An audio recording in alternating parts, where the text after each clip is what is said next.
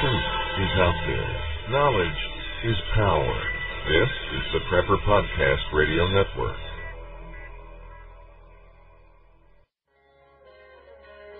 The new Be Prepared for Christmas package from Sun Ovens contains everything you need to harness the power of the sun for cooking, water, and dehydrating. The perfect gift for the preppers or outdoor enthusiast on your shopping list. A sun oven uses the sun's power to bake, boil, or steam food, heat water for purification or personal hygiene, or solar dehydrate. When you use the sun's power on sunny days, you preserve your fuel storage for rainy days. Sun-baked foods retain moisture, have less shrinkage, and do not burn. Sun-baked roasts are tastier and more succulent, and sun-baked bread has unparalleled taste and texture. The new Be Prepared for Christmas package lets you roast an 18-pound turkey. For the past 26 years, Sun Ovens has been proudly made in the U.S., are durable, and have a long life and come with a 100% satisfaction guarantee. Don't be fooled by cheap imitations. For a discount coupon, visit sunoven.com/podcast. That's sunoven.com/podcast.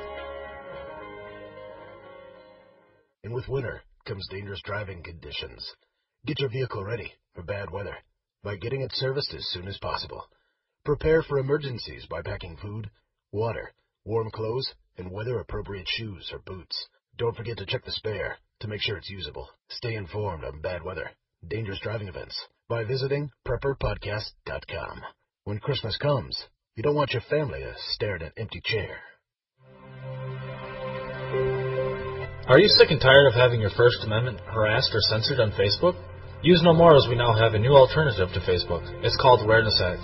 Awareness Act is a social network designed for patriots, to be used by patriots, and is ran by patriots. Stand up and help in the fight to protect your constitutional rights. Patriots can create pages, blogs, videos, documents, articles, and so much more.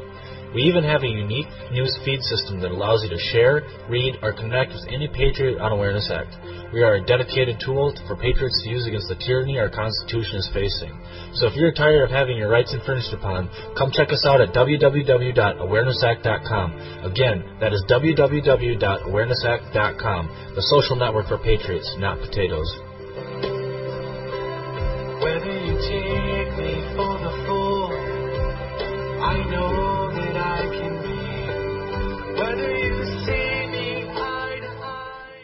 Have you ever wanted to generate your own supply of electrical power, even save money on your electric bill? If so, this is going to be the most important message you will ever hear. Solar power generators are now available. These emergency backup systems provide life-saving electrical power when you need it most. Unlike gas generators, a solar generator runs quietly, emits no fumes, and produces electricity from the sun. It's like having an electric power plant running quietly in your own home. Run sump pumps, shortwave radios, computers, and even keep your food from spoiling. Whether it's hurricanes, ice storms, brownouts, or blackouts, you'll never suffer through painful power outages again. And here's the best news. A remarkable fall truckload sale going on right now that gets you $1,700 in bonuses when you buy a solar generator. To find out why solar generators are the best generators and get $1,700 for doing so, go to falltruckloadsale.com. That's falltruckloadsale.com. Generate your own supply of electricity. Go to falltruckloadsale.com. That's falltruckloadsale.com. This is KPRN-DB, broadcasting worldwide from Southeast Oklahoma, USA, to parts unknown. The truth is out there. Knowledge is power. This is the Prepper Podcast Radio Network.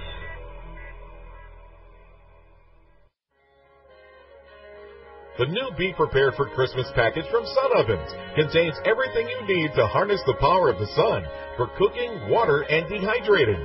The perfect gift for the preppers or outdoor enthusiast on your shopping list. A sun oven uses the sun's power to bake, boil, or steam food, heat water for purification or personal hygiene, or solar dehydrate. When you use the sun's power on sunny days, you preserve your fuel storage for rainy days. Sun-baked foods retain moisture, have less shrinkage, and do not burn. Sun-baked roasts are tastier and more succulent, and sun-baked bread has unparalleled taste and texture. The new Be Prepared for Christmas package lets you roast an 18-pound turkey. For the past 26 years, Sun Ovens has been proudly made in the U.S., are durable, and have a long life and come with a 100% satisfaction guarantee. Don't be fooled by cheap imitations. For a discount coupon, visit sunoven.com/podcast. That's sunoven.com/podcast. And with winter comes dangerous driving conditions. Get your vehicle ready for bad weather by getting it serviced as soon as possible. Prepare for emergencies by packing food, water, warm clothes, and weather-appropriate shoes or boots. Don't forget to check the spare to make sure it's usable. Stay informed on bad weather, dangerous driving events by visiting prepperpodcast.com. When Christmas comes, you don't want your family to stare at an empty chair. Are you sick and tired of having your First Amendment harassed or censored on Facebook? Use no more, as we now have a new alternative to Facebook. It's called Awareness Act. Awareness Act is a social network designed for patriots, to be used by patriots, and is ran by patriots. Stand up and help in the fight to protect your constitutional rights. Patriots can create pages, blogs, videos, documents, articles, and so much more. We even have a unique news feed system that allows you to share, read, or connect with any patriot on Awareness Act. We are a dedicated tool for patriots to use against the tyranny our Constitution is facing. So if you're tired of having your rights infringed upon, come check us out at www.awarenessact.com. Again, that is www.awarenessact.com, the social network for patriots, not potatoes.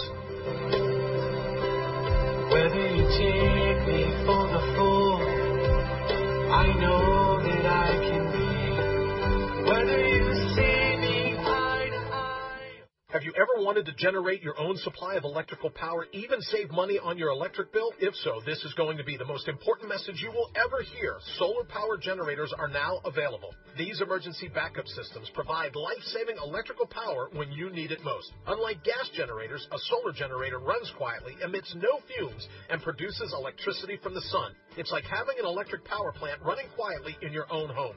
Run sump pumps, shortwave radios, computers, and even keep your food from spoiling. Whether it's hurricanes, ice storms, brownouts, or blackouts, you'll never suffer through painful power outages again. And here's the best news, a remarkable fall truckload sale going on right now that gets you $1,700 in bonuses when you buy a solar generator. To find out why solar generators are the best generators and get $1,700 for doing so, go to falltruckloadsale.com. That's falltruckloadsale.com. Generate your own supply of electricity. Go to falltruckloadsale.com. That's falltruckloadsale.com.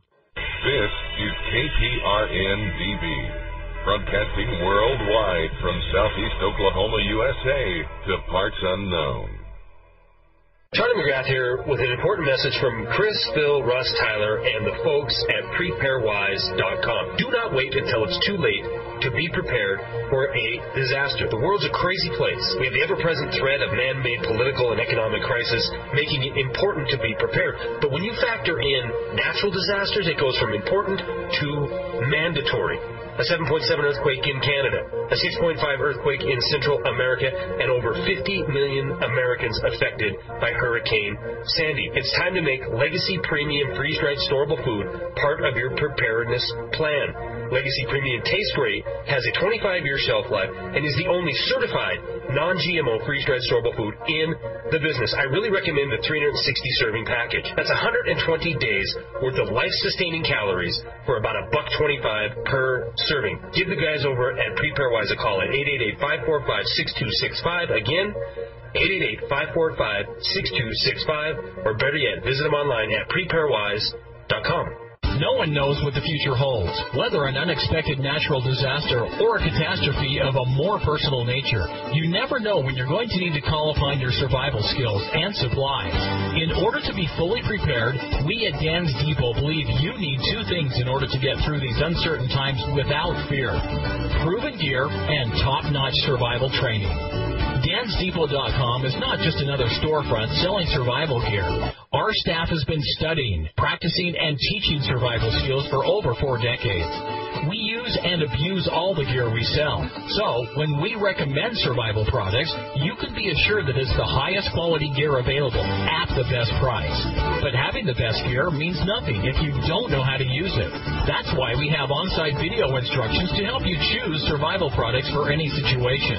Each week, we produce new training videos and articles that inform, challenge, and better prepare you in all areas of survival, first aid, and self-reliance.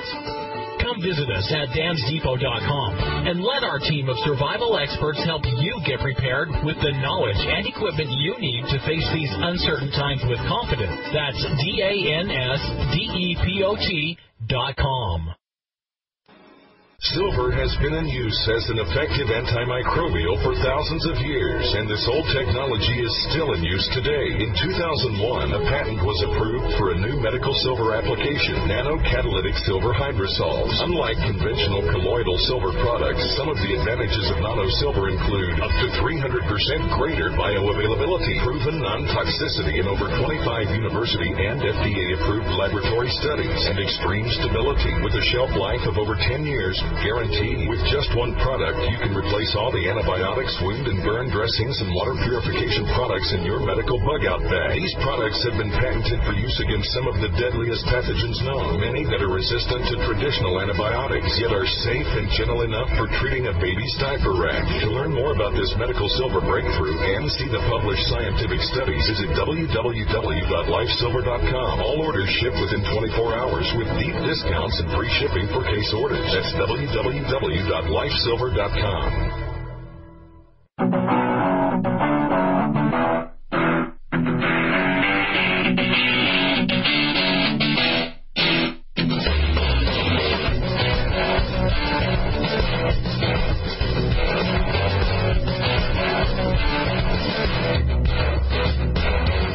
Hey everybody, and welcome to Survival and Beyond. I'm your host, Ed Corcoran, and we're here on Natural News Radio as well as the Prepper Podcast Radio Network.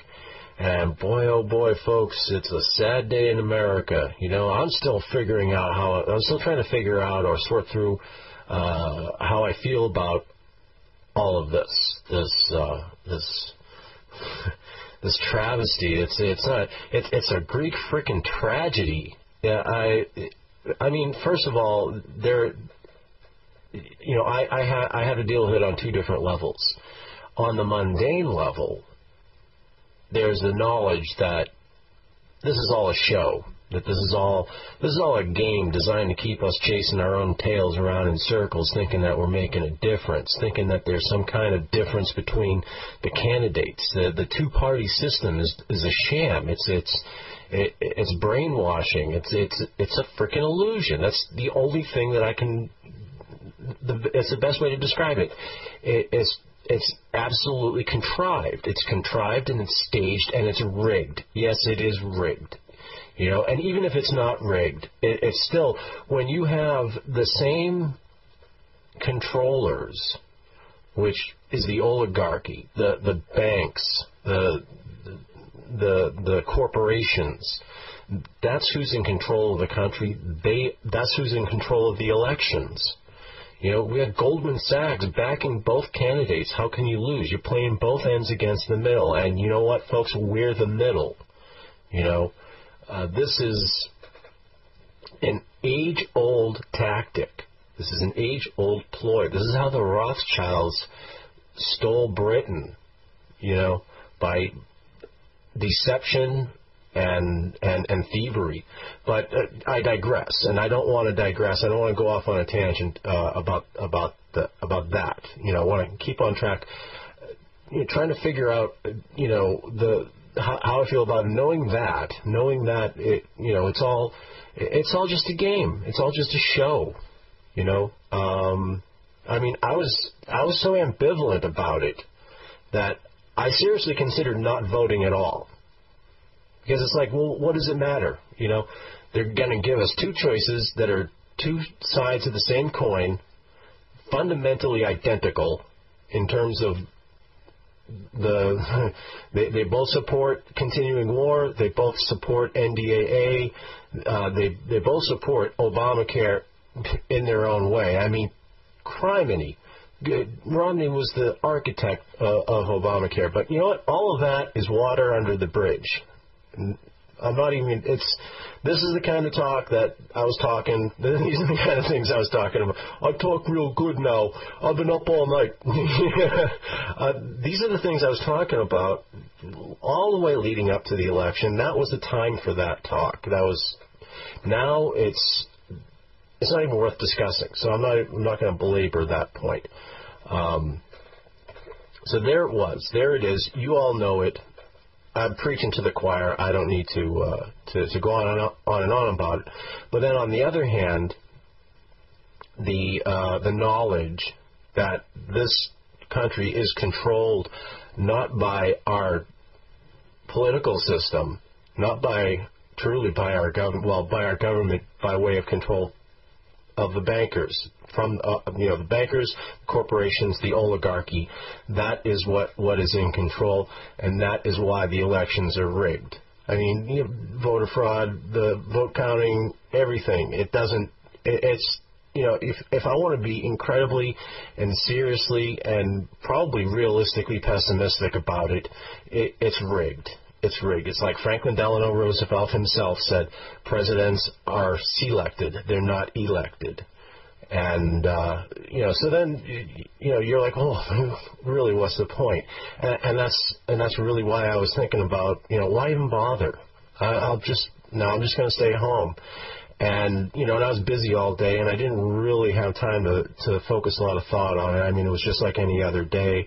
In fact, I almost, I kind of forgot about it. I mean, it would pop in my head. It's like, oh, yeah, that's right. It's the election today. And so I went out and I voted. I decided to participate in and again, the electoral process is a joke. It's a sham. That's the other component to it. So when it seems pointless anymore, sorry if you hear that noise. That's just the heat kicking in. It's winter times here on the mountain. But I apologize for that. Also, I'm having to use my old mic because there's a problem with my new mic, my nice, professional broadcasting mic that I was so happy about. I had to send it back. I'm still waiting for the replacement. But anyway, seriously don't want to digress into that direction. But so anyway, I apologize for the lower quality of the show. Not much I can do about it. So, knowing the fact that this country is controlled. It's controlled by forces greater than you can imagine. Forces greater than I can imagine. Forces that are certainly greater than our politicians and our government and they are the government. But for politicians do not run this country. Long way around saying it. So it doesn't really matter. Ron Paul got cheated out of being on the ballot, and I voted my conscience. I didn't vote for either of the pre-approved brands that were up for the office of president. I voted for Gary Johnson, and I voted libertarian everywhere I could. And I went home feeling vacuous. I went home feeling ineffectual, like it was just, who's dumber? The person who thinks they make a difference, or the person who knows they're not making a difference but does it anyway. And that's really how I feel about it. I'm not going to candy coat it or sugar coat it or anything. That's seriously how I feel. And went home and promptly busied myself doing other things, and kind of forgot about it. And then I caught some of the election night coverage. Fortunately, YouTube was broadcasting live from various networks from the from the controlled media, and so I got to listen to some of the talking heads flap their lips about After a while, it was like Charlie Brown when the teacher talks, That's all it became to me, and so when that happened, I turned it off and went back to doing other things. But it was just when the results finally came in, or at least when the media started declaring the winner, even though the votes in Hawaii hadn't been counted and not all the votes were in. But, the Electoral College, Obama took the Electoral College And, I've been checking in, seeing how the race was going. It was pretty neck and neck for a while. Obama 47%, Romney, 51%. And then I got a text, a Skype message from Marshall Nelson over at Awareness Act. And if you haven't checked out that site yet, go and check it out, man. It's a Facebook for Patriots. But I'm going to get my little plug in there because I support those guys and I really like what they're doing.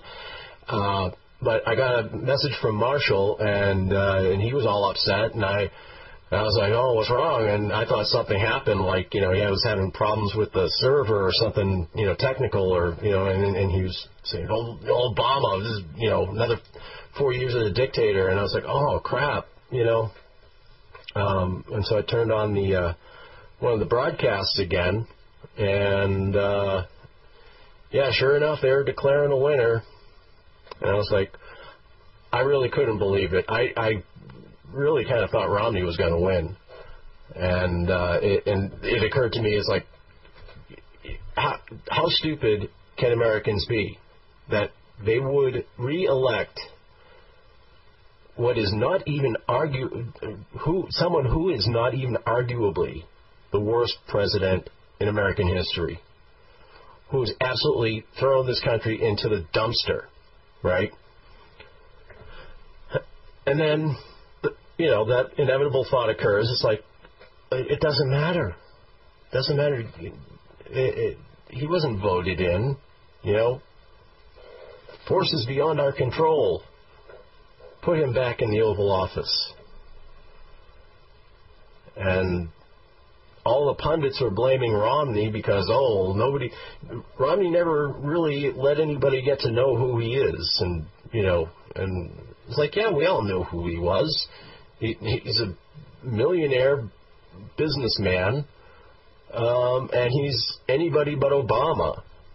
And he supported the exact same things that Obama did. But anyway, see, even I'm catching myself running around in circles.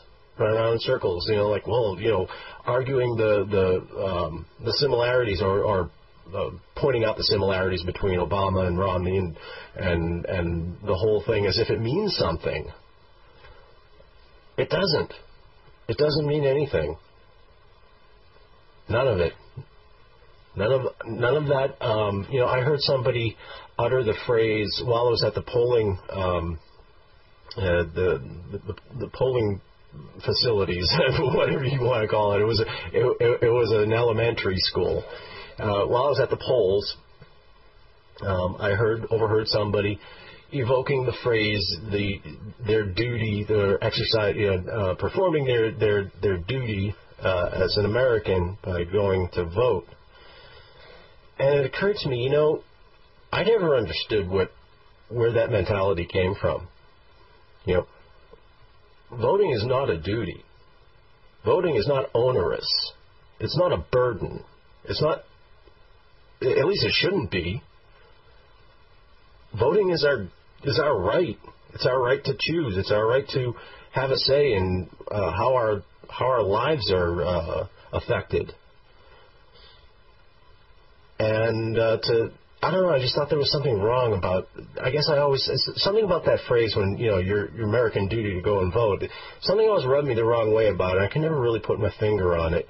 But it just kind of clicked in my head when I heard that while I was waiting in line to go and perform this superfluous, this wholly unnecessary, wholly ineffectual exercise of voting.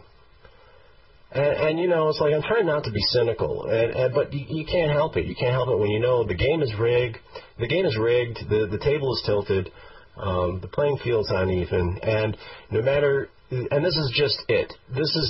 I think this really nails it on the head. Is the level of despondency that I had came as a result of the knowledge that no matter who wins this election, we lose. And I voted for Gary Johnson knowing that he wasn't going to win. But, whoever was going to win, no matter who I voted for. If I voted for Romney, Obama still would have won. So, you could come at me with all the stuff about me throwing my vote away or, giving my vote to Obama. No, I didn't give my vote to Obama. I gave my vote out of my conscience, and I just could not, in good conscience, vote for Romney. And that is my right as an American. I think that moreover than the actual act of voting, that is your duty. Your duty is to vote your conscience. I think even more so than just going out and going through the motions, because that's really what it felt like. It was going through the motions. You know that it's not going to make a difference, but you're doing it anyway. So, what is worse? What is worse? The person who doesn't vote, or the person who goes through this pointless exercise knowing that it's not going to make a difference? Whoever's going to be the president is going to be the president. And that's that. And, America, I want to say America's over, but it's not. I will say one thing, though. If you haven't started getting prepared yet, this is your last warning.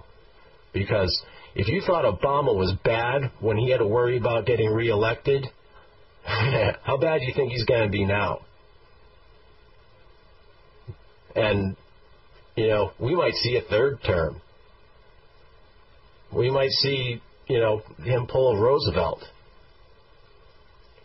So if you thought the socialism and everything you've seen so far is bad, just wait. And you know what's scary? What's really frightening? And I do not want to give in to fear. Like I said before, fear is a slow, dense vibration, and that is how we are controlled, is by fear. But the thing is, if Obama could pass and the NDAA 2012 with indefinite detention for American citizens and the suspension of due process and basically the destruction of the Constitution, without anybody kicking up a fuss, without anybody getting real, apart from us, apart from patriots, apart from free individuals, apart from liberty-minded folks, defenders of liberty, apart from us folks, nobody seemed to notice, nobody seemed to care, to evoke the spirit of George Carlin. That's it. If that would fly, if drones, 30,000 drones flying, crisscrossing the skies of America, nobody's getting concerned about that. You think those things are bad? That's just a precursor of that's foreshadowing of what's to come. What do you think Obama meant when he leaned over to Putin and said, I'll be more flexible after the election, or after the election I'll have more flexibility? Well, first of all, that tells me that he knows that he's going to win the election, and secondly, you all ought to know that he's going to start putting things into high gear, and cap and trade, I fear, is going to be one of them. For those who are unfamiliar with cap and trade, this is a scheme that Obama came up with when he was a senator of Illinois, and you've probably heard it floating around. It's been a while since you heard it because it's gone through some transformations. It's been circling around in Congress in one iteration or one form or another for several years now, and it's the most recent incarnation of it has passed the Senate, and it's going into the House. And if it passes the House, Obama himself, and I've mentioned this before, mentioned this several times before in the show, said when he was a senator that his plan would necessarily make energy costs skyrocket. And, and I already covered the whole thing about, is it going to get to a point where folks are going to have to choose between food and electricity or food and heat? But that's what's coming, all under the guise of the phony environmentalism. But I'm not going to go off on a tangent about that. It's we're going to have to take a break, actually. Give out some sponsor love. They're the guys and girls who keep the show on the air, and appreciate it if you patronize my sponsors because they're great folks. But we'll be right back. No one knows what the future holds, whether an unexpected natural disaster or a catastrophe of a more personal nature. You never know when you're going to need to call upon your survival skills and supplies. In order to be fully prepared, we at Dan's Depot believe you need two things in order to get through these uncertain times without fear: proven gear and top-notch survival training. DansDepot.com is not just another storefront selling survival gear. Our staff has been studying, practicing, and teaching survival skills for over 4 decades. We use and abuse all the gear we sell. So, when we recommend survival products, you can be assured that it's the highest quality gear available at the best price. But having the best gear means nothing if you don't know how to use it. That's why we have on-site video instructions to help you choose survival products for any situation. Each week, we produce new training videos and articles that inform, challenge, and better prepare you in all areas of survival, first aid, and self-reliance. Come visit us at dansdepot.com and let our team of survival experts help you get prepared with the knowledge and equipment you need to face these uncertain times with confidence. That's DANSDEPOT.com. Hey guys, Charlie McGrath of WideAwakeNews.com here with a message about Legacy Premium Freeze-Dried Storable Food available at PrepareWise.com. I recently returned from the manufacturing facility, and I am here to tell you it was impressive. Over 50 employees working hard to produce and ship the highest quality, best tasting, certified GMO-free, freeze-dried storable food on the market. And now that I've been to the facility, I can tell you this. These guys, from receiving to production to shipping, are dedicated to one thing: quality. Do yourself, do your loved ones a favor. Be prepared for an uncertain future by having Legacy Premium Freeze-Dried Storable Food as your insurance policy to the unknown. Visit the folks at PrepareWise.com today. You can call them at 888-545-6265. That number again, 888-545-6265. Or visit them online at PrepareWise.com. Survival is not about the end of the world. It's not about a hypothetical plane crash or the latest violent storm. Survival is about the satisfaction of knowing you can take care of yourself and your family in any situation, anytime, anywhere. CampingSurvival.com was started in 1956. No, not the .com part, the survival part. CampingSurvival.com has over 17,000 urban, wilderness, and preparedness items. Supreme customer service, very low shipping, and no games. We look around to make sure we have the lowest prices, and CampingSurvival.com is 100% USMC veteran-owned. Don't base your survival on the latest spring-up-on-the-internet company. Do business with an authority on survival. CampingSurvival.com. Confidence born on preparation.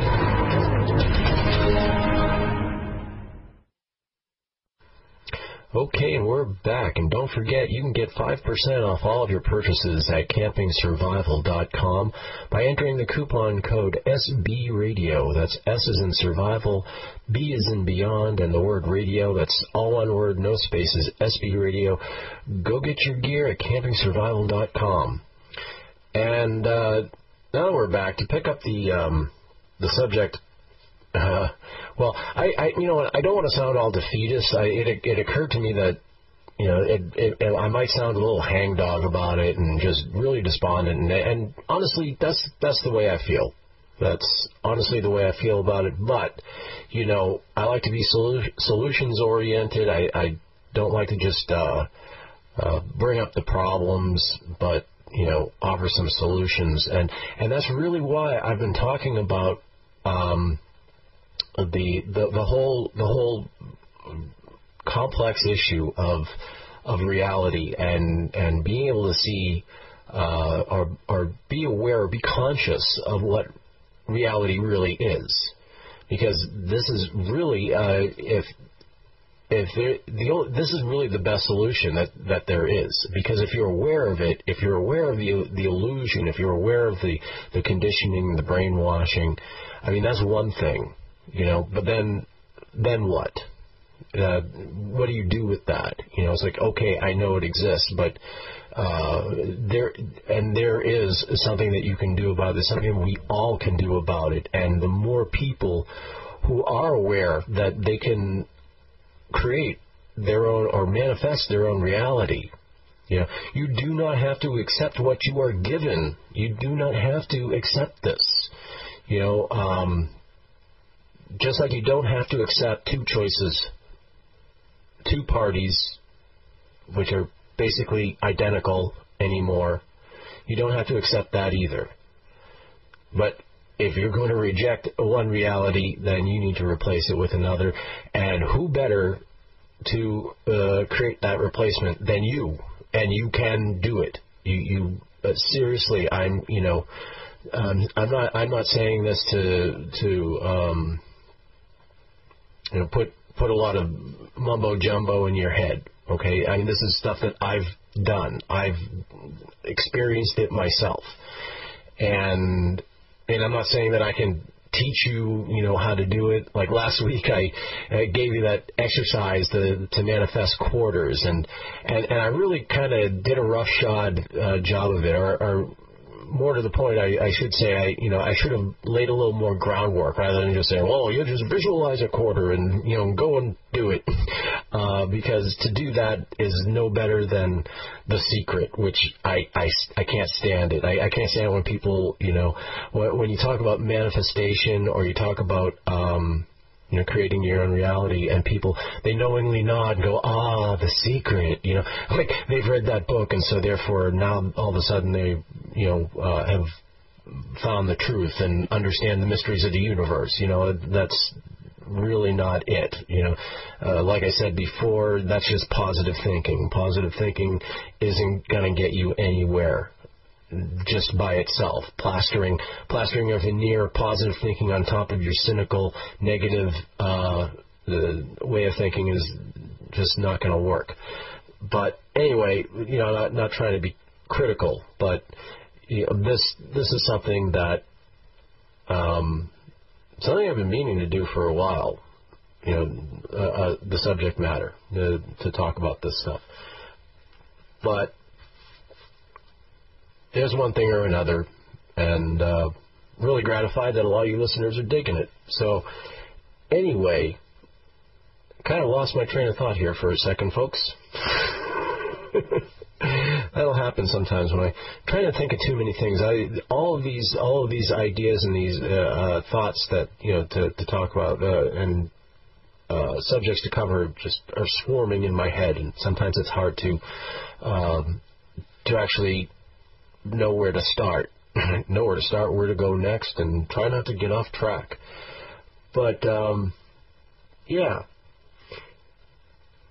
not just knowing what the illusion isn't worth anything if you don't know what to do about it next. And like I said earlier, you got to get prepared. You got to get prepared on the physical, on the material level, the food, water, shelter, heat, supplies, medical stuff, everything. You all know the drill. And I'm not here to give you a lesson in food storage, at least not tonight. We talk about that stuff all the time. That, I think, is well situated. What's not well situated is how to mentally prepare yourself. And it really requires a whole paradigm shift in thinking. It really requires just completely, basically taking everything that you know, or everything that you think you know, and entertaining the fact that it might be wrong. Just about everything. Don't worry, you don't have to change much. You just have to change everything about you. No, I'm kidding. But and that brings me to thinking. I was thinking about this earlier today. With all of the doom and gloom and all of the dire prognostications about 2012 and end of the world scenarios and extinction level events and Planet X and the Mayan calendar and all that other stuff, which I'm sure you folks know. If you've been listening to my show, you know that I do not subscribe to the whole Armageddon, end of days, doom and gloom rhetoric. But there's also the belief that the change, the end of the one era, it's more than just the Mayan calendar. It's more than just the end of the Mayan calendar, but we are transitioning into another age, into the age of Aquarius. I kind of cringe when I say that because it just sounds so New Agey, and I'm not a big New Age proponent. But yeah, there are changes happening, and people are noticing it, and on several different levels as well. I notice that people are waking up more, or there are more people who are awake, or at least that's my perception, because that's the world that I live in. I live in the world of patriots and conspiracy theorists and people who are seeking the truth.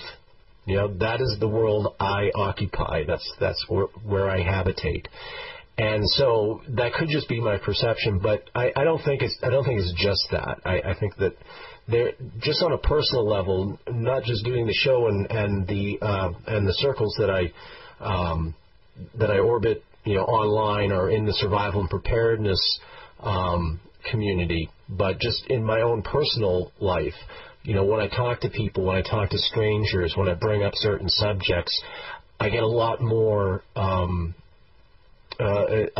agreement from people, and a lot more people who who already know what I'm talking about.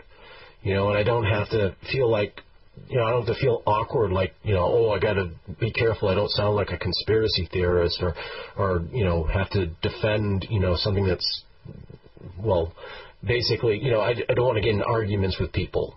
I really have no interest in arguing with people. If people want to tell me, oh, you're crazy, you're full, I just say, yeah, you know what, you might be right. And I just leave it at that and walk away, because it's not worth getting into a heated debate about. It's not worth investing your emotions, and it's not worth getting angry about.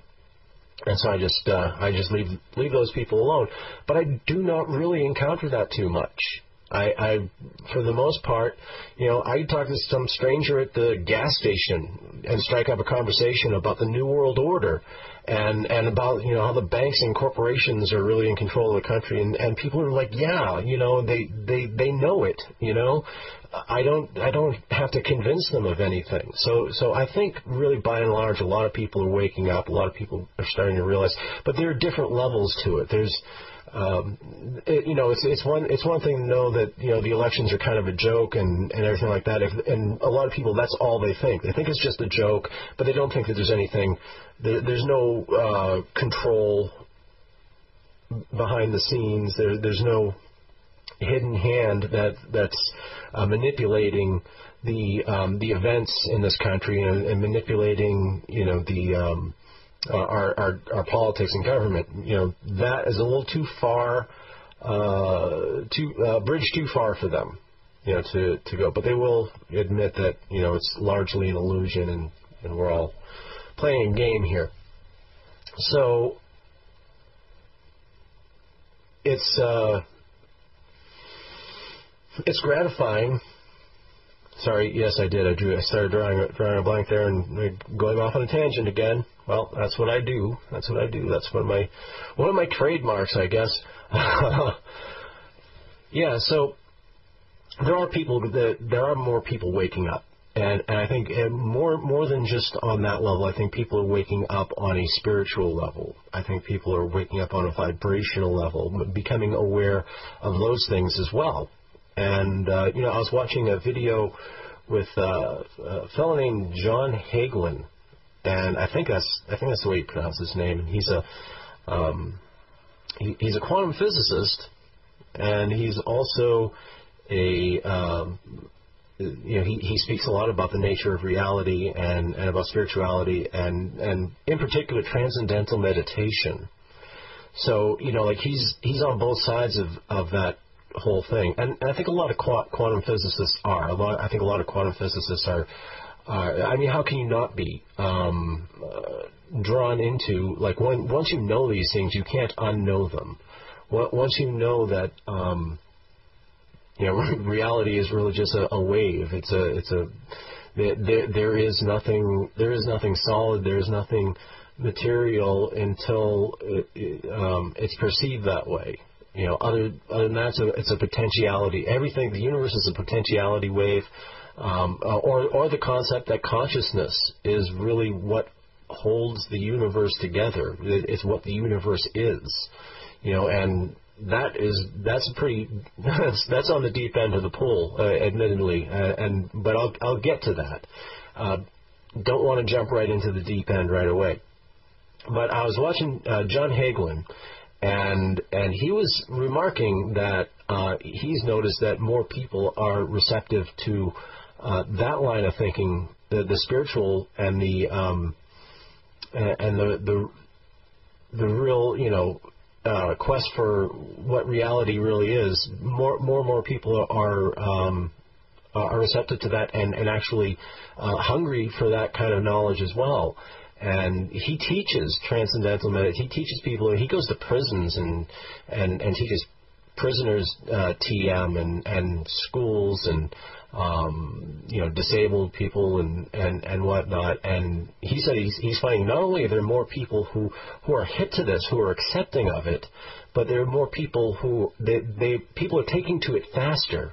Where it used to take like weeks of training for people to get into that meditative state or to really get proficient at it, it's taking like days. It's like people are just picking it up like that. And the whole 2012 thing. Now I started my whole protestation of the doom and gloom. Or my disbelief in the doom and gloom prophecies and all that. There is, however, the belief that we're going to have a change on a spiritual level or on a vibrational level, and I don't know if that's true, but I sure hope it is.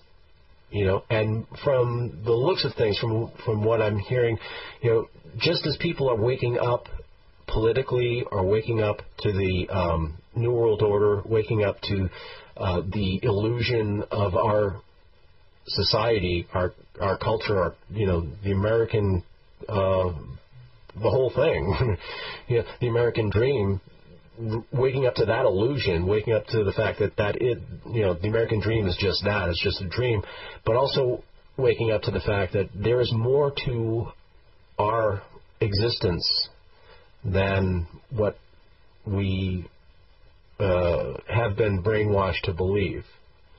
There's more people waking up to the spiritual essence of their existence, of their consciousness, being aware of manifestation, being aware that they create their own reality, being aware that is growing as well. And so it really should come as no surprise to me. I mean, it really did come as a surprise when I started talking about things like this, and I got such a positive response from quite a few listeners. And it really shouldn't be that much of a response. So this is what's giving me hope. This is what's making me feel really optimistic, despite the fact that, we just went through this pointless pantomime of an election, and realizing the despondency of, going through the despondency of realizing that, it's all an illusion. But this is what gives me hope. On the other hand, more and more people are, I think, reaching a point where they're becoming enlightened, and people are really starting to think and starting to feel their power. I hope that people are starting to feel their power, because, I'm not saying that I've conquered it, like I'm the master of my reality, but I do know that I can affect it. And I do have, I've had experiences all my life where I've deliberately put that into practice. And little by little along the way, I picked up things here and there. I mean, I was never devoted to it, per se. I lived my life like a regular person. I had my slave job, and I had, all the other entrapments and all the programming still intact, before I woke up. So but I was always open to that. I've been open to that since I was a teenager and in my 20s, through my 20s and everything, and picking up things little by little. But it's really starting to coalesce. It's really starting to come together for me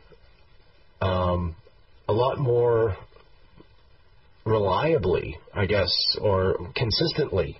It's coming together more consistently for me now, and so now I want to pass this on to other people and say, hey, look, I did this, and you can do it too, and I don't know if I can teach anybody to do it. I mean, I can try to explain it or describe it. I don't know if I could, just go to your house and say, okay, here's how it's done. Who can do it is John Hagelin. You guys really ought to check this guy out. Go on YouTube and just type in John Hagelin. It's Hagelin.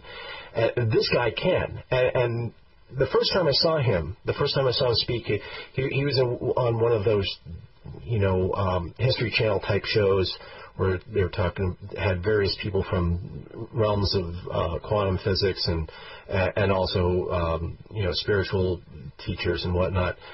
And he was on the show, and when I finally saw an interview just with him, and it was a rather lengthy interview as well, I thought, well, he's kind of an odd little man.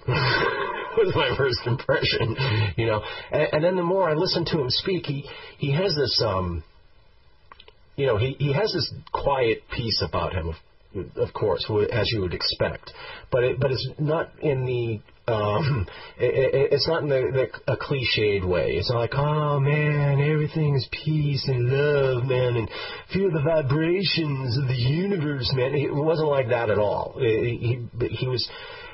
You got the sense that he's very much at peace and calm, but he's also very,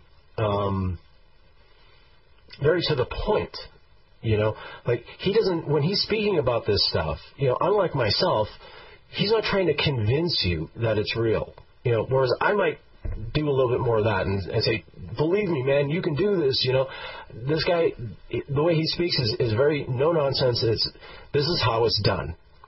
It's no, wishy-washy, none of this, trying to explain it. I mean, when all of the examples that he gives, if he points to an example from quantum physics or the behavior of an electron or the way an atom behaves or the potentiality, whatever, if he can use that to illustrate his point, he will. But it's not in such a way where you feel like he's pandering to you. He's like, okay, this is what it is. This is the essence of reality. And he ended up learning transcendental meditation when he got into this motorcycle wreck in a full body cast. And his doctor, he's going out of his mind, as well as I think I would if I was in a body cast. And his doctor got him hip to TM, and that's how he got through that. So anyway. We're just about ready for another commercial break. But yeah, check out John Hagelin. He's a cool guy, and we'll be right back. No one knows what the future holds, whether an unexpected natural disaster or a catastrophe of a more personal nature. You never know when you're going to need to call upon your survival skills and supplies.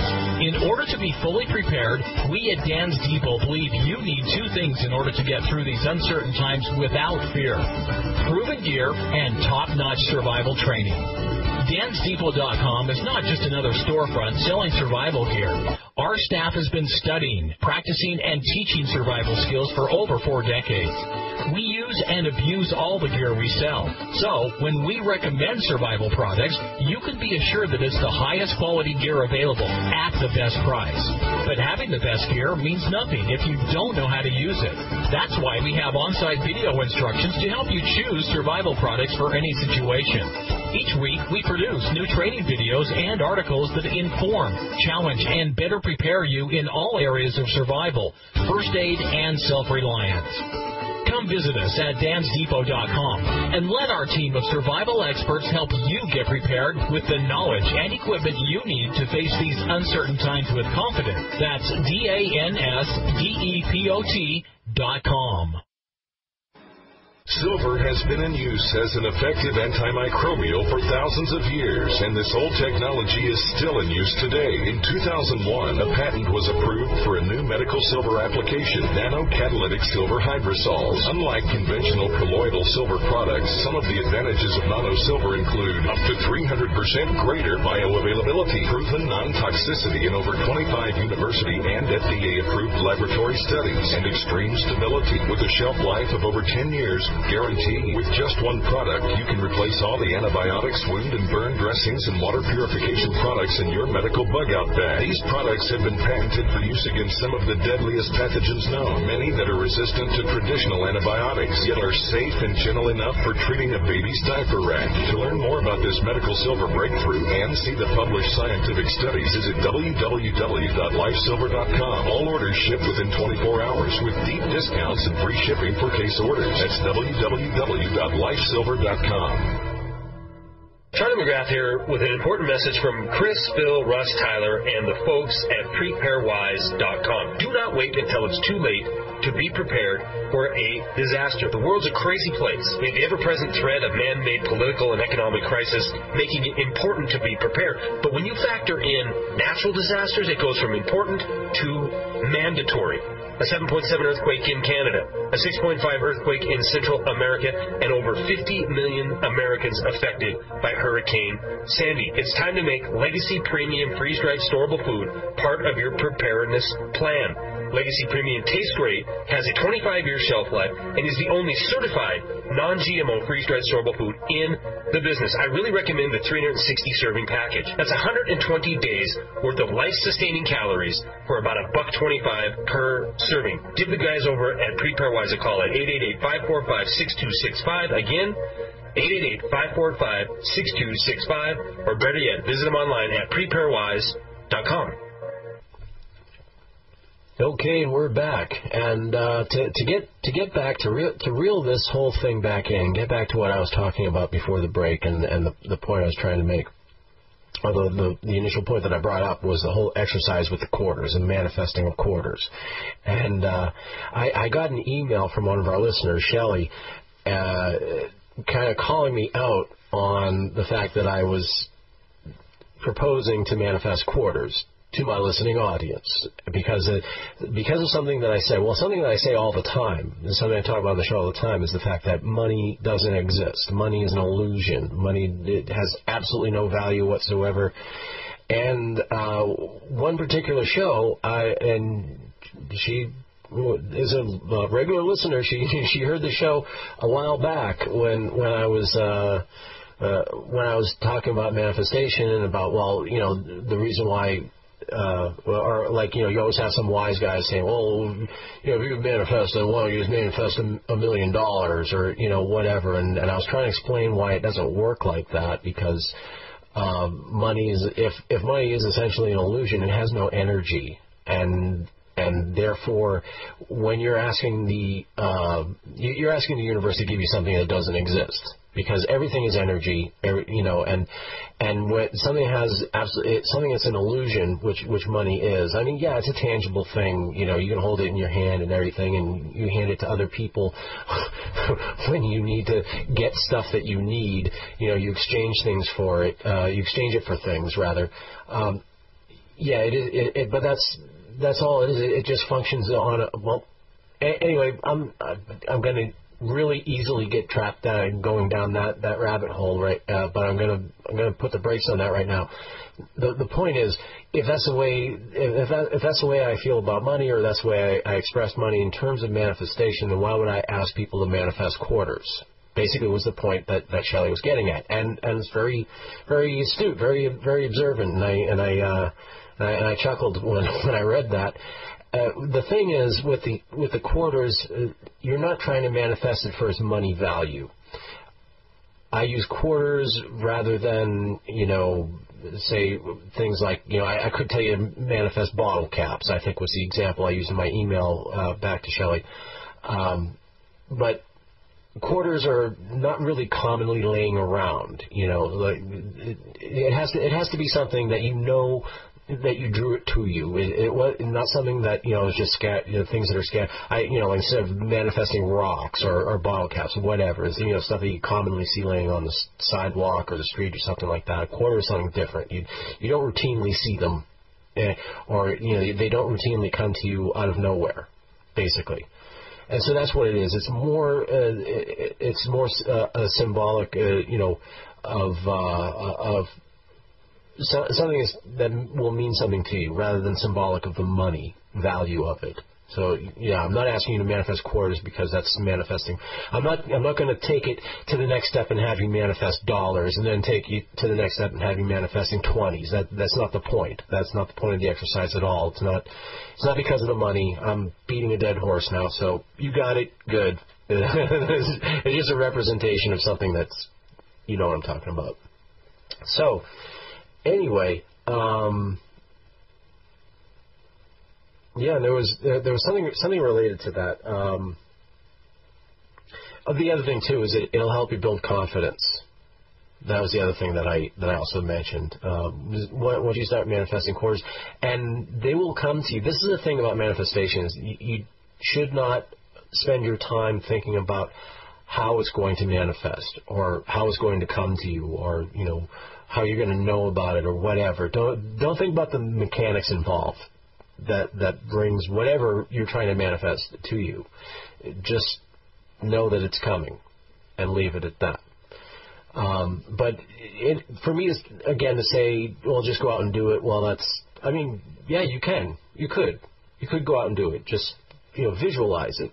The way I did it was that when I would meditate in the morning, I would hold that image in my head and just know it, and not really think about it in any kind of concrete terms. Just say, well, I'm going to manifest a quarter today. And sometimes I would find one laying on the sidewalk. And the most amusing time is when somebody threw a quarter at me. One of my buddies was trying to get my attention, and I was talking to somebody else, and it was noisy, and I couldn't hear him. And so he chucked a quarter, bing, off the side of my head. And I was like, what the hell? And he's like, hey, and it was a quarter. And that's, I was actually bummed out because that one particular day, it was towards the end of the day, I'd gone all day long, I hadn't found a quarter, and then, my dumb buddy threw one at my head. So you never know how it's going to come. You just have to know that it's going to come. You are going to receive it. So there's a tip. I'm ever endeavoring. Oh God, that sounded dumb. I am endeavoring always to provide useful things to my listeners, things that you can use in your daily life, and this is really important for survival in terms of for those of you who are stressing out about not having your preps ready, not having enough food storage, not having enough ammunition, enough of anything really to make you feel secure, and you don't know how you're going to acquire it in time. Well, first of all, stress is your enemy, and everybody knows that. I don't need to point that out to anybody. But it's your enemy on a couple of different levels. It's your enemy on a physical level, because then you get uptight, and and it's biologically it's not good for you, and and there's all kinds of health reasons why you should avoid stress. Everybody knows about that stuff. But the other thing is that when you're in a state of stress, you cannot manifest. As you've probably heard me mention before, worrying is a great way to get exactly what you don't want. Worrying is like praying for failure. And when you're under stress, you're blocked. Your energy is blocked, and so you need to learn to relax. And really, that's the first step. Not manifesting things, not manifesting quarters. The first step is learning to relax and learning to live in the moment. That's where the power is. That's where the magic happens. It doesn't happen in the past, and it doesn't happen in the future. They say that, if you're depressed, you're living in the past, and if you're worried, then you're living in the future. And if you're spending too much time in either of those places, in either of those emotional states, then you're not going to create anything good. You're not going to manifest nothing or, affect your reality. You need to stay in the moment. And every spiritual school of thought, every religion has taught that. That's what Christ taught, and Buddha, and hell, even the Jedi. Part of the discipline is living in the moment, and that's the only place that exists in time. And oh boy, I wanted to get into this thing about time as well. Does anybody ever get the feeling that time is moving faster? That somehow is dilating, or if not dilating, but compressing? There's a lot of different theories for that, but I don't want to get too wrapped up in that just yet, because that's more of an exercise in thought and more on the speculative. More of an exercise in speculation than anything useful. And I want to give you something useful. I want to kind of lay down some of the groundwork about manifestation, and it starts with living in the moment and not falling victim to stress or worry. And you say, oh, easy for you to say, it's like, yeah, everybody's got the things in their life that stress them out and everything, but you don't have to accept that. You don't have to live with that. You can sidestep it altogether. Well, let me tell you a story. Patience also plays into it as well, and patience has it's a much bigger piece of the pie than you probably think, because if you can adapt a more patient mindset, that in itself alleviates a lot of stress. Because not everything is going to happen when you want it to. When you're manifesting, people want things right away. We live in such a society of instant gratification, and a culture, I should say, of instant gratification, that when people try things like manipulating their reality and manifesting, and it doesn't happen right away, then they go, damn it, this doesn't work. This is bunk. This is baloney. Patience, and this is leading to the story that I was just going to tell you, that I just mentioned, and this having to do with patience. When I first moved to Flagstaff, Arizona, I was like Joel Fleischman from the show. Have you ever seen the show Northern Exposure? I was like, I wasn't from New York City. I wasn't, from a big city or anything like that, but I was very impatient and very fast-paced, or a lot faster paced than what life was in Flagstaff. This cool little mountain town. And when I first moved out there, I went to the J.C. Penney, I think it was, to buy some sheets and blankets and towels and other domestic necessities. And I was standing in line. There were about 3 or 4 other people in line ahead of me. And the woman behind the register, she was, I wouldn't say elderly, but she was an older woman, and she was just chatting it up with the customers and being friendly. And,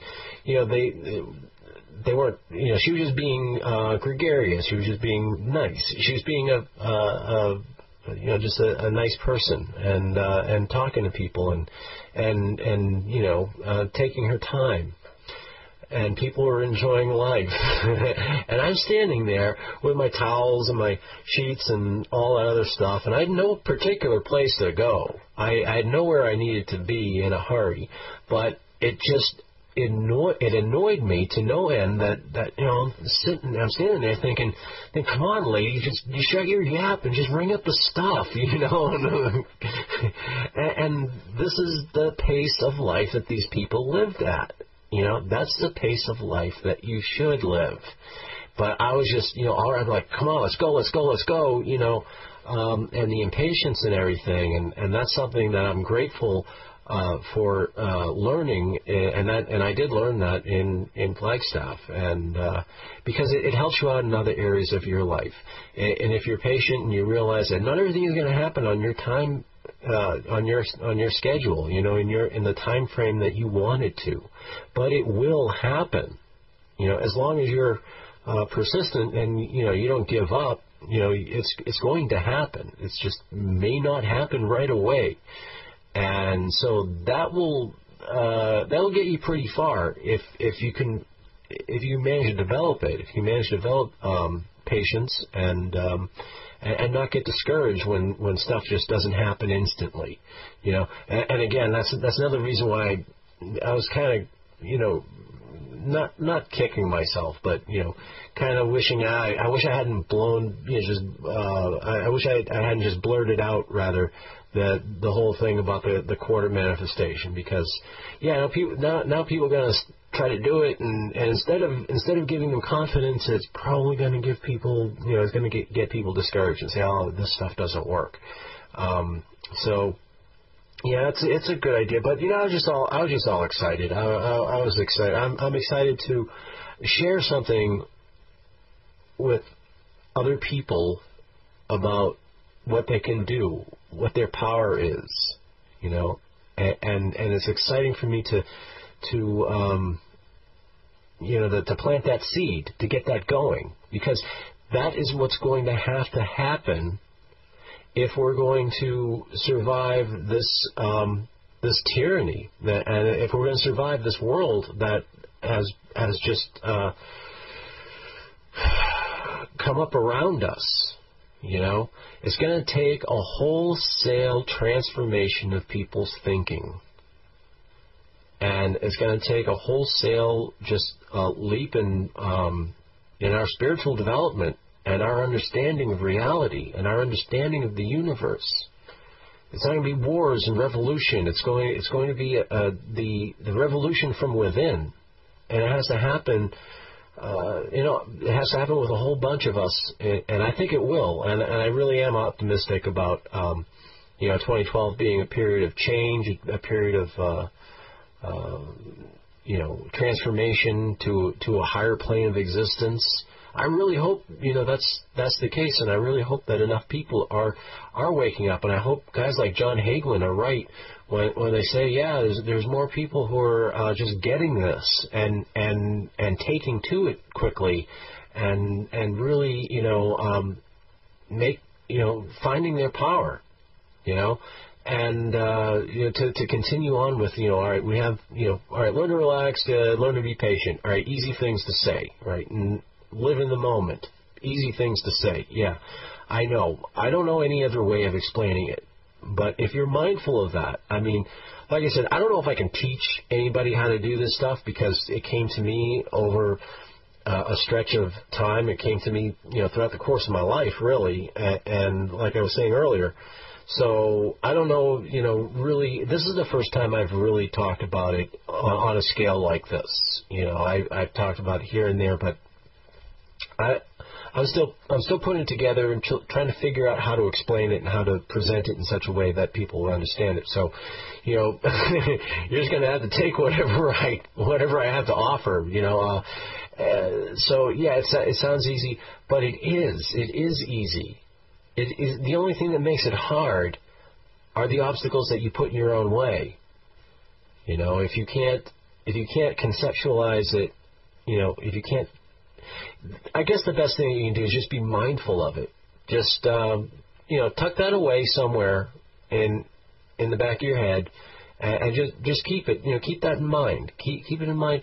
I do it all the time. I catch myself drifting off and worrying too much about the future, or worrying about finances, or my own survival. And I have to consciously reel myself back in and not allow myself to get wrapped up in that, because when you get wrapped up in that, then that's what you create. So I have to pull myself back in and just get back to the moment. Get back to that's what, like I said, that's where the miracles happen right now. And right now is never going to come again. Right now is this is where the energy is. It's not somewhere off in the future, a week or a month or a year from now. It's right now. Right now. It's that's where your head's going to be at. And you have to be thinking about reality and the way you see the world in a completely different way. Meditation helps with that as well, and getting yourself into that kind of brainwave rhythm. That, again, another vibration. You know, I was reminded of a quote by Tesla, where he said, if you want to understand the universe, start thinking about vibration, frequency, and energy, because that is what the universe is made of. And energy, vibration, frequency, we live in an electric world. We live with energy all around us. We live in, well, an electric universe, which brings me to this other theory that I think is pretty interesting. I actually mentioned it in the interview that's coming up with the folks from Flareaware, George and Brooksy Plamel.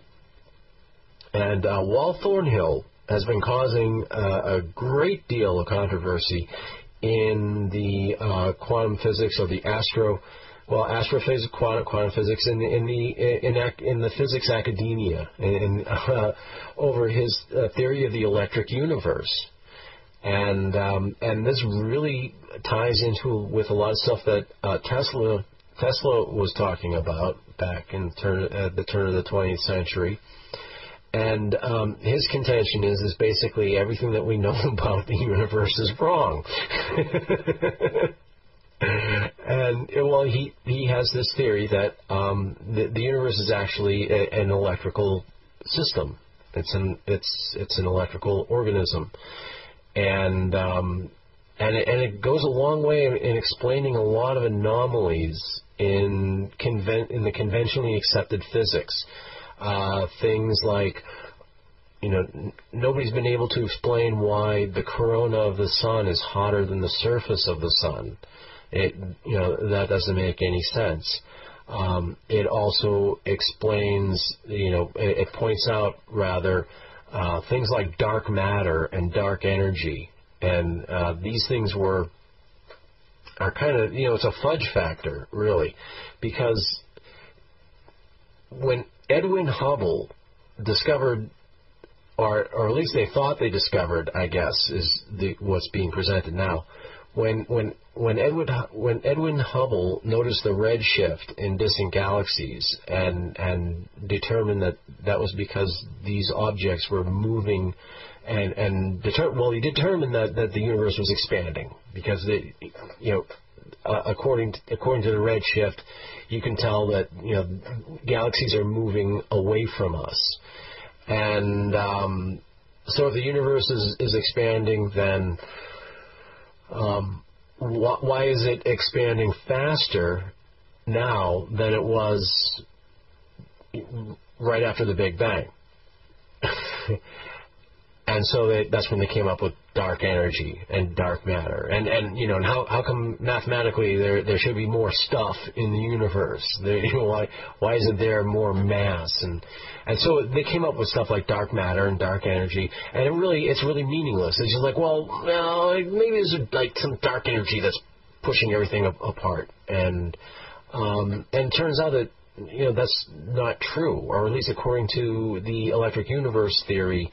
That is not true. According to the electric universe theory, there was no Big Bang, and we're going all the way back to the 30s again, with when all of the scientific world, or the world of physics, was arguing over whether the theory of the Big Bang or the static state model of the universe, where the universe is not expanding, and it's always been there, and there was no Big Bang. And now we're back to that again with the electric universe. We're back to the concept of the Big Bang having never happened. The universe is not expanding, and it's everything is staying right where it's supposed to be. I mean, there's movement, there's motion in the universe, yeah, but there was no Big Bang, and we've gotten so accustomed to accepting the Big Bang theory that even after even after less than a century, to suggest otherwise is like scientific sacrilege, and it owes more to the fact that as humans are basically we think we think in finite terms, and we cannot grasp infinity. So we always end up wanting to put boundaries around everything.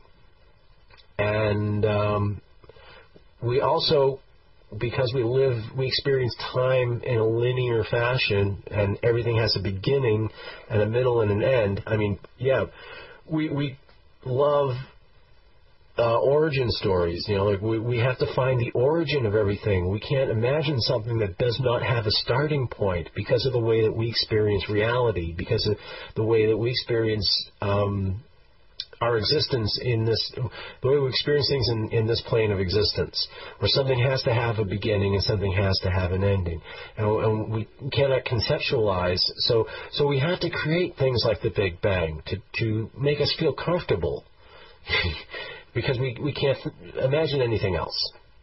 So anyway, that's an interesting theory, and it really explains a lot of anomalies and paradoxes, and points out a lot of the fudge that there is in science. You know, science is not absolute. Science is nothing but the art of observation. And that's all science is observing, taking notes, conducting experiments, seeing if you can alter, that's all science is. It's not irrefutable truth, science. However, science does explain a lot of things. And, I don't want to throw the baby out with the bathwater. But anyway, I guess that's about as much. I guess that's about as much pontificating as much pontificating I can do right now, because we're just about out of time. We're going to have to take another break, and when we come back, we're going to be interviewing George and Brooksy Plimal, and they're the founders of FlareAware, which is a service which keeps people up to date on solar activity, and something that's really important, I think. One of the things that we really don't hear about is kind of swept under the rug. The whole thing about the solar maximum and the dangers of coronal mass ejections that are confronting us here on Earth and can cause us a lot of problems. So we're going to take a break, and we'll be right back with that. Thanks. Hey guys, Charlie McGrath of WideAwakeNews.com here with a message about Legacy Premium Freeze-Dried Storable Food available at PrepareWise.com. I recently returned from the manufacturing facility, and I am here to tell you it was impressive. Over 50 employees working hard to produce and ship the highest quality, best tasting, certified GMO-free, freeze-dried storable food on the market. And now that I've been to the facility, I can tell you this. These guys, from receiving to production to shipping, are dedicated to one thing: quality. Do yourself, do your loved ones a favor. Be prepared for an uncertain future by having Legacy Premium Freeze-Dried Storable Food as your insurance policy to the unknown. Visit the folks at PrepareWise.com today. You can call them at 888-545-6265. That number again, 888-545-6265. Or visit them online at PrepareWise.com. Silver has been in use as an effective antimicrobial for thousands of years, and this old technology is still in use today. In 2001, a patent was approved for a new medical silver application, nanocatalytic silver hydrosols. Unlike conventional colloidal silver products, some of the advantages of nano-silver include up to 300% greater bioavailability, proven non-toxicity in over 25 university and FDA-approved laboratory studies, and extreme stability with a shelf life of over 10 years. Guaranteed. With just one product, you can replace all the antibiotics, wound and burn dressings, and water purification products in your medical bug-out bag. These products have been patented for use against some of the deadliest pathogens known, many that are resistant to traditional antibiotics, yet are safe and gentle enough for treating a baby's diaper rash. To learn more about this medical silver breakthrough and see the published scientific studies, visit www.lifesilver.com. All orders ship within 24 hours with deep discounts and free shipping for case orders. That's www.lifesilver.com. Survival is not about the end of the world. It's not about a hypothetical plane crash or the latest violent storm. Survival is about the satisfaction of knowing you can take care of yourself and your family in any situation, anytime, anywhere. CampingSurvival.com was started in 1956. No, not the .com part, the survival part.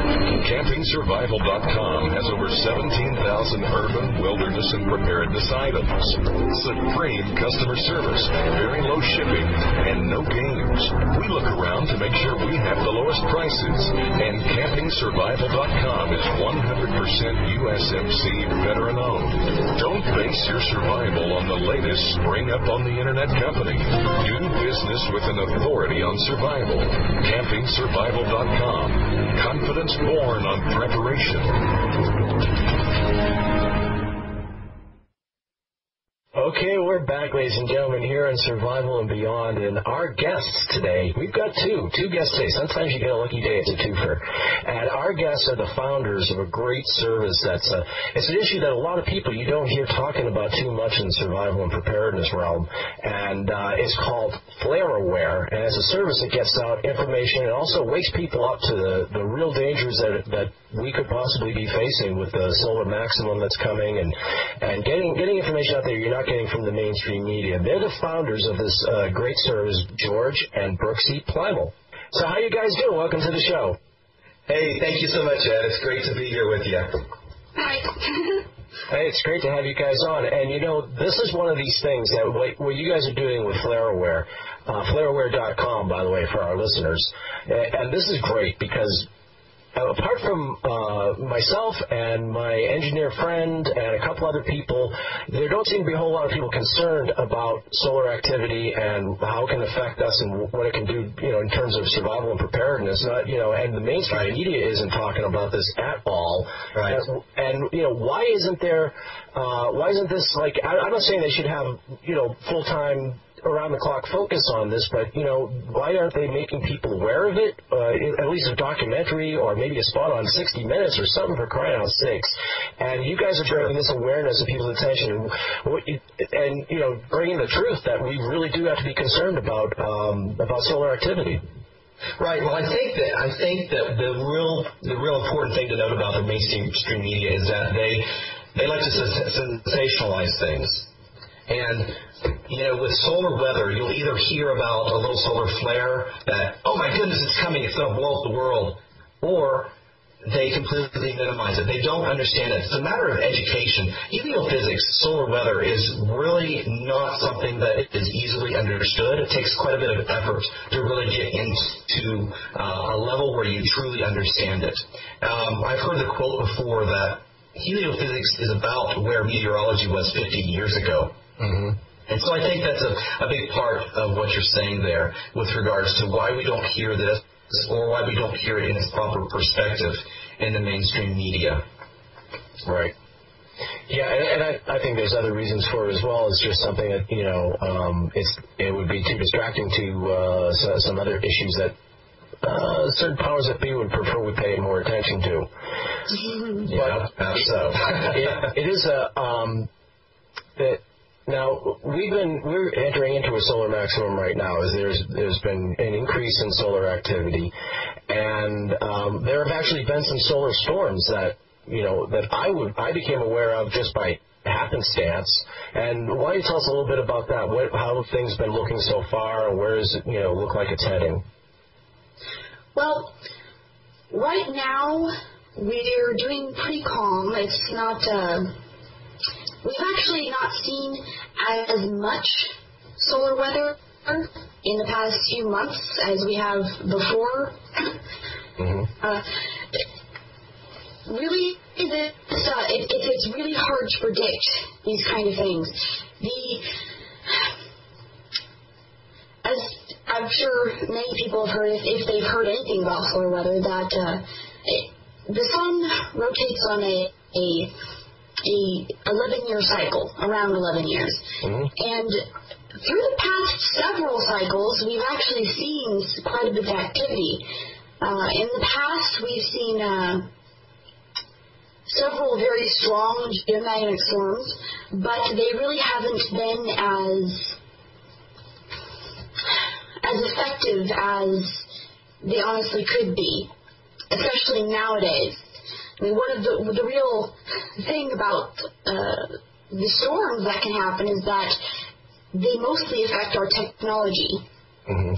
And we have more of that than we ever have had.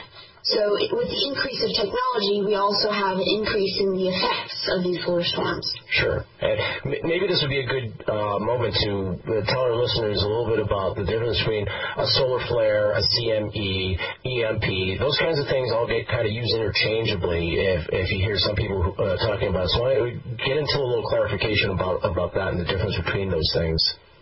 Right.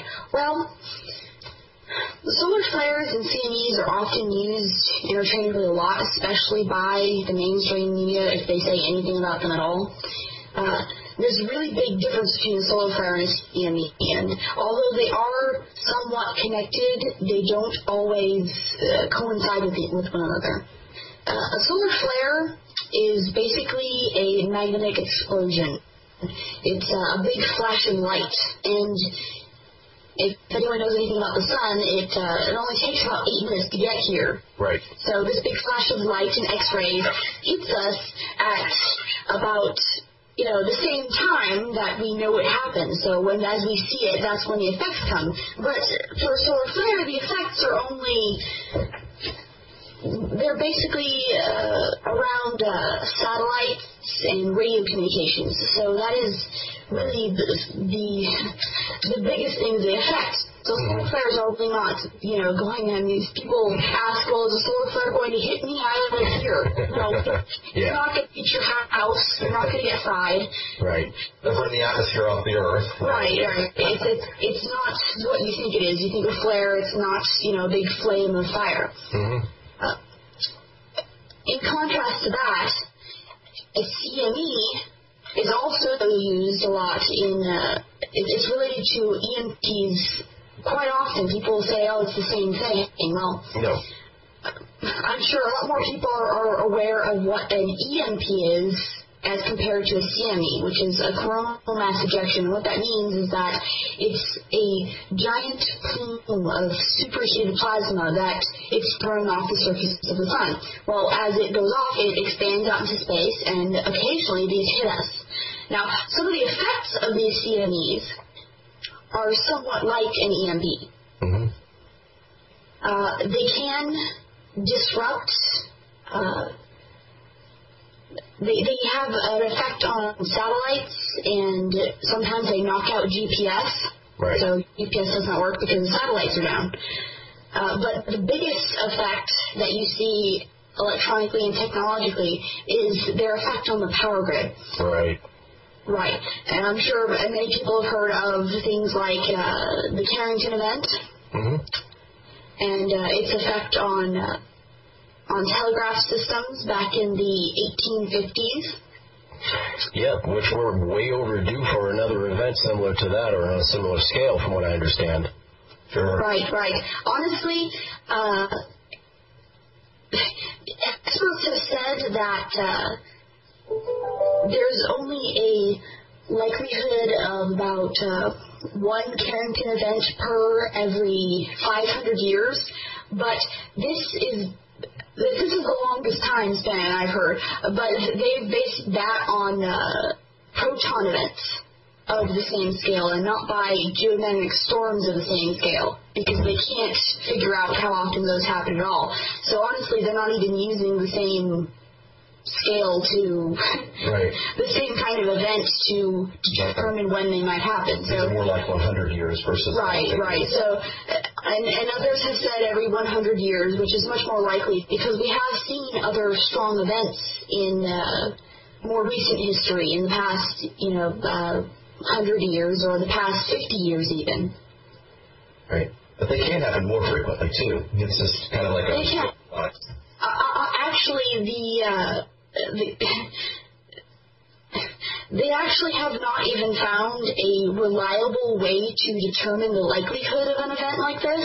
So they haven't even found an analysis that can justify preparing for storms like these by hardening our electrical systems and preparing for them, because they just can't justify spending the money on that. So they've actually spent a lot more money on things that they deem more likely because they can figure out how much more likely, like ice storms. Yeah, so we live right grid that is exceedingly susceptible to these effects. Yeah, and this is a case in terms of like hardening our electrical grid that's being left up to industry to regulate themselves. You know, the government claims that industry is responsible for maintaining the power grid and having, you know, hardening it and backing it up and all that, and industry claims that the government should do it, and so they basically said, well, we'll let you guys determine whether or not, you know, the work needs to be done on the grid to safeguard it, and since industry was footing the bill, they said, our grid's just fine. Right. Well, actually, some industries, some grid systems have updated their stuff, but unfortunately, they wait until after the fact. Yeah. Like, for example, in March of 1989, this is one of the more recent event happened about 130 years after the Carrington event. It was probably the most notable one after the Carrington event, the most, you know, from the time span of the Carrington event till it. They had some big problems. Their whole system went down in about, I think it was, less than 90 seconds. Yeah. Grid dropped out for about 9 hours. It nearly cascaded down the entire eastern seaboard. Yes, they had the Gemini storms that were so strong that if it had happened only, 4 hours after the fact, this happened about 2:40 in the morning. If it had happened only 2 hours later, the whole eastern seaboard would have gone down because they were in peak hours. And the problem with GICs, or geomagnetically induced currents caused by these storms and these CMEs that hit us, they would have been overloaded by power, and this actually damaged the equipment irreparably. Sure. Tech was footed with a $6 billion bill to repair these systems, and after the fact, they spent about $1.5 billion trying to harden their systems so that it wouldn't happen again. But, you know, in March, it's pretty cold, and for 9 hours, these people were left without electricity. Yeah. And a lot of people don't understand what that really means to go without your power. You know, I mean, I say it all the time. You know, it's like people think that, oh, well, you just have to read by candlelight for a while, or you know, and that would be that. But I mean, to lose the grid for any length of time, and if it did go down as a result of a coronal mass ejection related EMP event, you know, it would take quite a bit of time for that grid to come up. To be set back up again, and there's all kinds of things involved in that. I don't want to belabor that point too much, but that is one of the reasons why I got into survivalism in the first place, was because of the thought of the grid collapsing and not coming back for several years, possibly, most likely, actually. Well, sometimes, you know, you think about it, and you don't realize, you think about yourself in preparedness. You think, okay, I'm okay, I can survive this. I'll be okay. But what about people in nursing homes? What about children? What about elderly folks? What about your neighbors, other people? I mean, there's a lot of ramifications that most of us fail to think of. Yeah. Yeah, and without a grid, I mean, it's going to have a domino effect. You know, that means that no more food deliveries, no more fuel production, no more, you know, everything. And it takes electricity, it takes power to get the power grid back on. You know, it's like even if we had all the backups and the replacement transformers and whatnot and everything, just to diagnose the grid, you know, try doing that without any electricity. You know, it's like electric, like water facilities can't restart without electric. I mean, you've got dependency upon dependency. Mm-hmm. Yeah. Right, and one of the interesting things about this particular storm in Quebec was that the power stations around this power station that went down were providing them emergency assistance. And if this had happened only a couple hours later, they would have been down too. Mm-hmm. So that 9 hours could have easily been longer. I mean, there was a transformer, cost about $10 million. It was melted And it took them about 6 weeks to replace it, and during that time frame, they had no electricity there. A place in New Jersey in March. It's kind of cold there. Yeah. And you know, one thing that really is like the final trump card, and this is something a friend of mine, like I mentioned before, my engineer friend from MIT, Matt Stein, wrote this article that really put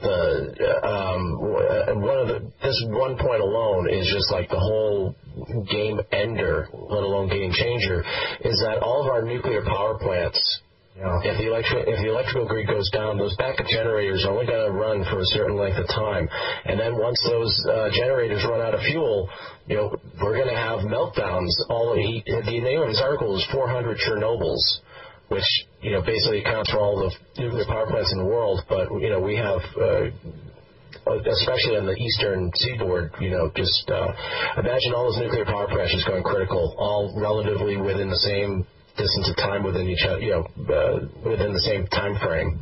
Yeah, well, you know, it's interesting you say that because a couple of our subscribers work in nuclear facilities, and they were so elated to find out about FlareAware. They were just ecstatic. And I won't get into the reasons for which they were ecstatic, but you can surmise from what you're saying there. You know, it's an absolutely critical thing for people to know about this, because you're absolutely right. Yeah. So tell us a little bit. Tell our listeners a little bit about FlareAware and what they'll find there, and how FlareAware can help. Well, we're basically a information propagation service. Mm-hmm. We don't sugarcoat things, and we don't sensationalize anything. We aim to provide the information in a timely manner.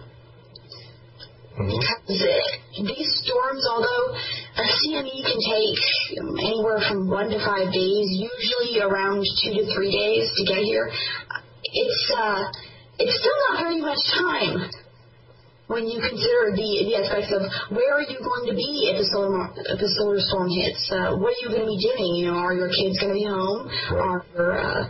Are your vehicles going to be filled with fuel? Are you going to have, you know, extra water on hand? I mean, there's medication. Medication is a big one. I mean, he's not going to run if their computers aren't working. You know, if their power's out, they're not going to be handing out medication because they can't even tell who you are. Right. So there are lots of things that, you know, between work and kids and family issues, and even especially if you work around electronics, there are things that you need to do before one of these things hits. And even if it doesn't, I mean, the chances of something bad hitting are relatively slim, but it's not about the chances, it's what are you going to do? I mean, you don't get fire insurance for your house because you expect your house to burn. Right, exactly. That's the analogy that I use all the time is insurance. You know, why should I be prepared? You know, and it's probably not going to happen anyway. And it's like, well, you know, your house probably isn't going to burn down, but you still have fire insurance, don't you? You know, you don't expect to get into a car crash, but you still have insurance on your car, so why is this any different? Right, you don't bury your head in the sand thinking, oh, well, it's not likely to happen. Well, honestly, we don't know how likely it is to happen. Even the experts can't figure that out. The experts are saying you need to be ready. You know, you've got NASA and NOAA and other organizations around the world saying, hey, guys, you know, we really need to be ready for this stuff. They're trying to push for it. And so we, as individuals, we felt that we should have that right. You know, we need to have that information as well. The information that these experts have, we should be able to know when something happens so that we can take appropriate actions ourselves. And that's really what, you know, like she was saying, FlareAware is all about. It's about giving that information, empowering you, empowering us all to know when things happen so that we can take appropriate actions. And so that we can understand it in a way that's not creating panic and serious, problems like that. We want people to be aware of them just the same as they are about thunderstorms, hurricanes, things of that nature. If there's a hurricane coming, what do you do? Well, you board up your windows and maybe you leave town. You know, if there's a semi coming, what do you do? Well, we help you with that. Yeah, and the Weather Service will warn you if there's a tornado coming, or about the hurricane, or give you news and updates and things like that. But there's nothing like that for solar activity, which and like I said at the beginning of the interview, I'm amazed that this hasn't somebody hasn't come up with this already. But that also reflects at what level most people consider it a danger. And what you mentioned before, talking about, saving, storing medical supplies and storing food and everything like that, I mean, those are the kind of things in the survival and preparedness community that we do for just about everything. But what I wanted you to talk a little bit about is the real dangers to equipment, electronics, as a result of a CME as opposed to an EMP, and, let our listeners know what they can do to protect their stuff, what kind of effects to expect, and all that kind of thing. Right. Well, big difference between a CME and an EMP, although they can have some of the same effects. An EMP has a very fast burst of electricity. It has a far higher likelihood of actually damaging electronics directly. An EMP puts so much electricity into things, especially small, delicate electronic objects like phones and computers and such, that it automatically fries them out, and then this is why nothing works after an EMP. Mm-hmm. CME does not directly affect your household appliances in the same way. A CME it affects your electronics in an indirect manner. What happens when a CME or an EMP goes off is that you get a current in the power grid, and this power grid overpowers things. And so you get things like power surges, you get brownouts, blackouts, and these things can be damaging to your equipment. So anything that's plugged into the wall, basically. Anything that's plugged into long wires or the grid is susceptible to damage. Right. And those like that, you can even have microelectronic damage from these things. It's just that we haven't had a real event of the Carrington event size in these current times to understand exactly what would happen. We're talking about huge amounts of power being fed into the electrical grid, the communications grid, even more gas pipelines. It's an interesting thing that happens. Yes. In the Carrington event, people were shocked by the electricity going through metallic objects like lights. So electrocution, fires. You can imagine what that can do to your electronics or other things connected. Yeah, and I'm sure that, and that's one of the things that I try to get across to people when I talk about the Carrington event is like people on Earth, they knew what was happening. There were effects here on Earth, even though we didn't have the grid and the network and the electronics that they didn't have that back then. But fires were telegraph lines burnt up, and people were getting feeling the electricity, getting shocks and things like that, and they knew that something was up. And so this is not something that is subtle, but unfortunately, I'm sure there's a very broad range of speculation as to where and how much it will take to cause what effect and all that kind of stuff. Right. You look at current times. A lot of things. We're talking about past events, and that's one of the problems I think some people have is they don't have context. Okay, so 1989, we're talking about Quebec. Well, what about a couple of months ago? Just a couple of months ago in July 23rd, the fastest CME ever observed by the stereo satellites. These are two satellites that sit in geosynchronous orbit out, basically the same orbit that Earth is in, out on opposite sides of the sun. And it's sitting there watching this output from the sun. And these things detected the fastest moving coronal mass ejection ever observed by instrumentation. And that was just in July. And if this event had happened just a little earlier or later, it could have absolutely caused devastation here on the planet, or at least it could have caused a Carrington-like event. Yes, this active region that set off this CME was actually facing us prior to this only a few days before, and it had let off an X flare, which is the highest size flare that we have a name for, and several sizable fast CMEs when it was aimed at us. So we had a couple of hits there, and as it passed by, just as it got out of range, it threw off the CME that with the stereo satellite equipment, they measured that it was over 70% the strength of the Carrington event.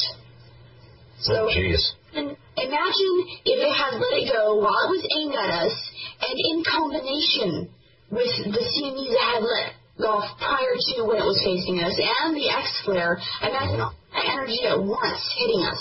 And this just happened. This isn't something that, happened years and years ago and is probably not likely again to happen, for hundreds of years. Stuff like this happens all the time. The fact of the Carrington-size event happening every, 100 years or so, well, that's the likelihood of it hitting us. Yeah. That's just throwing stuff like this off all the time. Sure. And some of it glances off our magnetosphere, and some of it, and that's another thing I wanted to bring up, too. Sometimes it depends, oftentimes it's solar flares or CMEs are deflected away from the Earth by our magnetosphere, but there is a large hole in our magnetic shield that, do you think that's a concern as well for allowing just this enormous amount of energy to enter and it's not going to be blocked by our magnetic field? Well, the magnetosphere, it works really well at blocking these plasma clouds that hit us. And one of the things about the way a CME works is it has its own magnetic field. And the problem comes, and we can't tell the direction of the magnetic field before it gets here, but the CME's magnetic field, when it's pointed south, it actually messes with our magnetic field. And when it points south, it makes our magnetic field point south, and it actually opens up a little bit. And that's what lets in this plasma that causes the aurora that you see. And the more it's opened, the further south you see this plasma. Now, this is probably not directly dangerous to people. Like, we're not going to have plasma pouring on our faces as we look up at the sky. But these holes in the magnetosphere, they do have some areas, I think, where the aurora is seen more so, but there would really something catastrophic would have to happen to the magnetosphere before we would actually have plasma pouring down on our houses and our heads. Yeah, and since you brought that up, we talked about the effects on the grid, the effects on our electronics and our devices, but there are also health effects that come as a result of severe solar storms, even if they're not that severe. Yeah. Well, Ed, that's one of the things that I personally think is so critical. And people really don't recognize this. Even if we do not have a significant solar or geomagnetic storm, we still have very serious things that happen with our health. What happens essentially, a day before this plasmatic cloud gets to Earth, before this big cloud of plasma reaches our planet, the field actually begins to affect us here on Earth, and we start to have micro fluctuations in our bioenergy, in our own electrical fields, our personal fields. And so it actually creates problems. It creates changes in our biochemistry, and we react. Because remember, your body runs on electricity. Your heart, your muscles, everything runs off of electrical impulses from your brain. So when they get wrong impulses, the wrong things happen. Right. We're talking a significant risk of heart attacks here. There's a 210% increase in hospitalization for heart attacks. We're talking about, even if we don't have a severe storm. Even a very minor storm. Even a level of disturbance that doesn't even have a storm level because it's so low. Right. The pre-G1 geomagnetic storms, it still creates that heart attack risk. Even if we don't have a severe solar storm, we still have a significant increase in strokes. Even if we don't have a severe storm, we're talking about a profoundly measurable mood swing events. People have actual mood swings. It increases depression and the physiological response. These are things that actually are measurable. It's funny that we're talking right now. We're actually getting a little alert here on the phone. But you also have to consider that even if we don't have a severe storm, that stock markets actually decrease in trading volume, and micro trades or penny stocks are even at risk. Even if we don't have a significant storm, we can have headaches and migraines or lack of motivation. Even if there's not a significant storm or a serious storm, we can see loss of sleep, insomnia, bad dreams, pervading sense of tiredness or exhaustion, perhaps from the imperceivable interruptions in our sleep and so forth. These things are all real. We're talking about data and studies for the last 20 years. And, like, for example, from one particular study noted in PubMed.gov, I was mentioning the 210% increase in myocardial infarctions or heart attacks, 160% increase in angina pectoris or pain in your chest and discomfort, 160% increase in violation of cardiac rhythm or irregular heartbeats, heart flutterings and such, 150% increase of intense or severe violation of brain-blood circulation, which can lead to strokes, headaches, and other neurological trauma. We had a customer who talked to us a couple of weeks ago who said, "Hey, George, Brooksy, there was a friend of mine who had a heart attack and stroke back on this date. Could you look back in the archives and in the history and see if we had some solar weather at this time?" Well, we did. We told him about this. This gentleman had a heart attack and a stroke. And, these things are real. They really are real. And there's even other studies that conclude there are temporal, there's a notable increase of distribution of homicide and suicide related with solar weather phenomena. It has psychological effects. And, talk about lunar. Yeah, I was just going to say that. I was like, we thought the moon was making people crazy. The sun's not doing a bad job itself. Yeah, they say, you can't even really find a serious scientific connection between lunar effects and these issues. But yet there are actual scientific data and studies that show the sun does have very real, tangible, measurable effects on our life. Again, like I was saying, these are for all of us, and these are not even when a serious storm hits us. Yeah, we're worried. We're worried about the grid. Yeah. We're worried about these things. But what about your health? What about the heart attacks? What about strokes? Right. For myself, for my family, my parents, my grandparents, anyone, what about them? Do I think of them? Do I take care of them?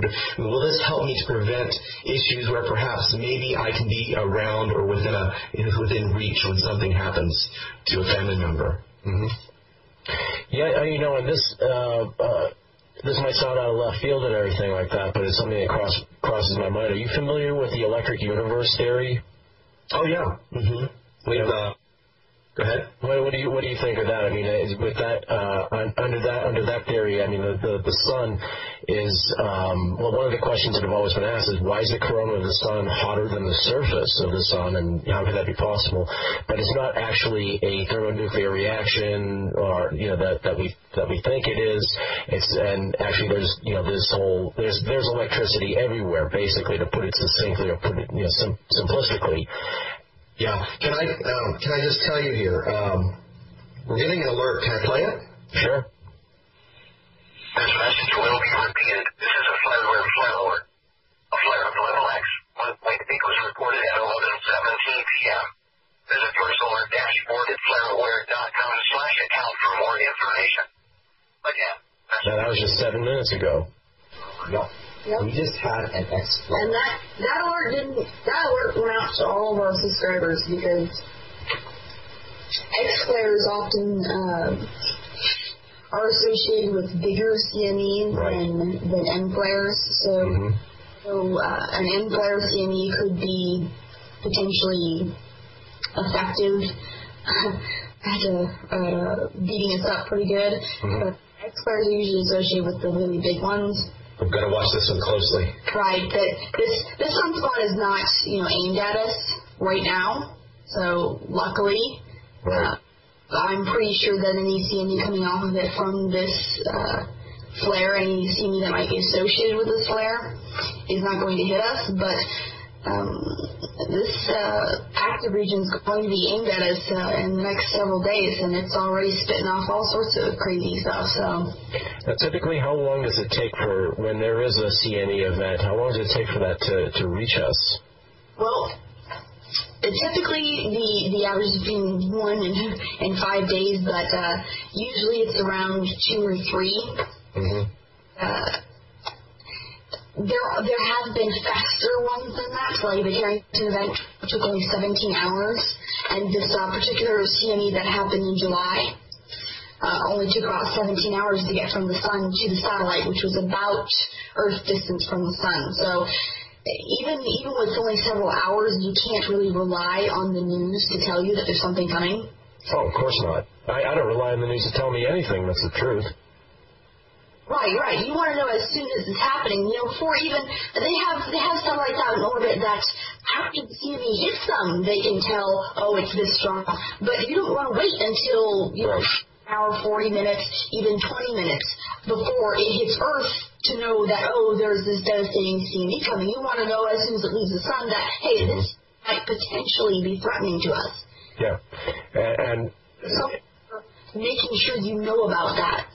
Yeah, especially if you only have 7 hours. Let's say that that in that time that you have to bug out or get ready. I mean, I'm sure a lot of people. I know when I hear about it in the context that my brain goes to is like, oh, really? Like a couple of days? That far in advance? And because a lot of people think of the sun is only it takes 8 minutes for light to travel from the sun to the Earth, and so I think a lot of people, myself included, would tend to imagine that a solar flare would be kind of instantaneous, but it does take hours or days to get here. But even still, that's not a lot of time. Yeah, this is why we also alert to big flares, because there's a big flare happening. We want people to be alert and waiting for the potential that there might be a CME alert coming later on. Because, it's the amount of time. You don't want to wait until the last minute. If you are somewhere or far away from home or whatnot, it even takes the experts a couple of hours to even determine certain things. But if someone's actually watching it, you can tell within, especially with a big CME, you can tell within, the first hour or two if it's Earth directed or not. And it's really important to know that information as soon as possible, because time is when you're scared out of your pants. There's no way that an average person or basically any of us can sit here and watch this stuff all day long when we have life to live. Right, absolutely. One thing that I wanted to ask you, let's say that there is like a major solar event, there's an X-class a flare, and it's heading towards Earth, and it's incredibly powerful, and you hear about it. What do people do? What should you do when you hear that this is coming and it's going to be a big event? What's your advice to our listeners? First, take a deep breath. Don't freak out. That's one of the things we want to do is prevent hysteria. People easily will get panicked about things like this, and we explained our users in a way that they can understand it, and we want people to say, okay, this is happening, now what? And we say, hang on, hang tight, we'll let you know if this is Earth-directed, but in the meantime, X, Y, and Z, just in case. And obviously, if you're a survivalist, if you're a prepper, if you're whatever, if that's your lifestyle in terms of being prepared for things generally, hopefully you won't have a heck of a lot to do. Hopefully that 7, 17, 24, 48, a couple days there will be enough to do some final things that you need to do to get ready just in case. Like make sure you're home, make sure your kids are home. Sure. These things that you do. Right. You gear into a Faraday cage. Yeah, that's a good one. For people who are already preppers and survivalists, what else? How else can you help help those folks like me who already were all geared up and stocked up and everything? What can FlareAware do for additionally to help us survivalists and preppers? Well, again, we go back to the time element. There are always things, if you had a forewarning, if you had a premonition or a knowledge beforehand of something happening, that you would do. And that's one of the important things that we offer these individuals, because, we too believe in being prepared. But even with that, we felt it was absolutely critical when we started down this path a year and a half ago that even being prepared was not enough. We had to know when, and we had to know valid information about it. We didn't want to be left in the dark. Right. For our own sakes, for our children's sakes, or for our other family members' sakes. And so that foreknowledge helps an awful lot, rather than waiting till the last second when it actually happens. Right. We can expect maybe some news stations might report something if a big event happened. Who knows what their information is going to be like, because the newscasters don't know what they're talking about. So when they paraphrase things, they might be messing up with some. Absolutely. And every time we've heard it, they've either said, like I said, sensationalized it or minimized it. Right. There's never an accurate reporting. And even for smaller storms, they're not going to tell you that. That we're having a little giant storm, so that you should make sure that you don't strain your heart too much. Or, friends and family, just in case. Just take a long walk by yourself. Right. So, again, you ask why it's important. It's important for all those reasons, and like I said, also for your health reasons. We for a while discussing the advantages of this kind of knowledge and straight. Well, he who is forewarned is forearmed, and that's what we look for in the survival and preparedness community, and in this general mindset and philosophy, if it can be called that. But we're just about out of time right now, and so I wanted you to tell our listeners again where they can find FlareAware and what they'll expect to find there, and if there's anything else that you wanted to mention that we haven't gotten to. Sure, absolutely. It's as simple as visiting FlareAware.com. That's FLARE, aware, AWARE.com. You can go there, and you will be presented with basically the material that we've discussed this evening or today. And further, you'll be able to subscribe to a plan. Presently, we have a premium and a plus plan.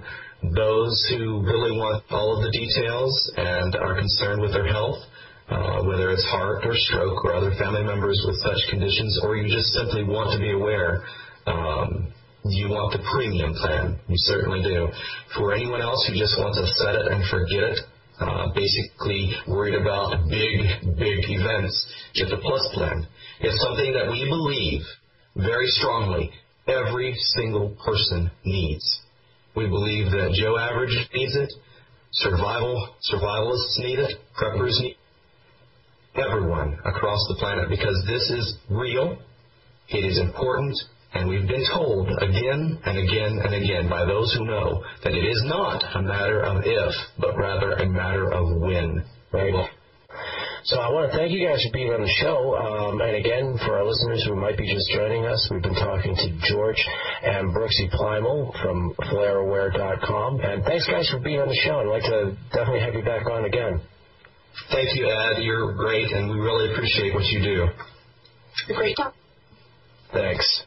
Well, that'll about do it for this edition of Survival and Beyond, and I want to thank you all for listening. Don't forget to check out our website at survivalandbeyond.net, and as always, keep your head up, keep on living free, and in order to do that, first you got to free your mind. So I'll catch y'all next week.